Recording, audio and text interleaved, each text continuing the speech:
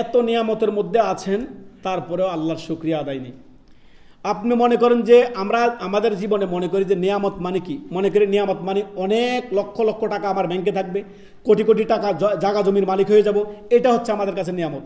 অথচ আমি বুঝি না যে আল্লাহ যে আপনাকে সুস্থ রেখেছেন, এর থেকে বড় দুনিয়া নিয়ামত আর কিছু হতে পারে না।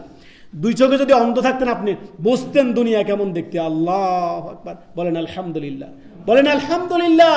আল্লাহ আমাকে দু চোখে দেখার সুযোগ দিয়েছে, আল্লাহ আমার দুটি হাত দিয়েছে, অনেকের হাতে নেই, দুটি পা দিয়েছে, আমি চলতে পারছি, কারোর পাও নেই, কারোর বিভিন্ন এমন দুরারোগ্যে তারা ভুগতেছে, যেই রোগে সে আপনার বছরকে বছর, মাসের পর মাস আপনার আইসিইউতে পড়ে আছে কিংবা হসপিটালের বেডে শুয়ে আছে। আলহামদুলিল্লাহ আপনি সুস্থ, আলহামদুলিল্লাহ আপনি দুনিয়ার সমস্ত কিছু করে খাচ্ছেন, তারপরে আপনার অভিযোগের শেষ নেই। আল্লাহু আকবার। এই মর্মে আল্লাহ সুবহানাহু ওয়া তাআলা সূরা ইব্রাহিমের আয়াত নম্বর 7 আল্লাহ বলেন, লা ইন শাকারতুম, যদি তোমরা আল্লাহর শুকরিয়া আদায় করো, লা আযিদান্নাকুম, আল্লাহ বৃদ্ধি করে দিবেন।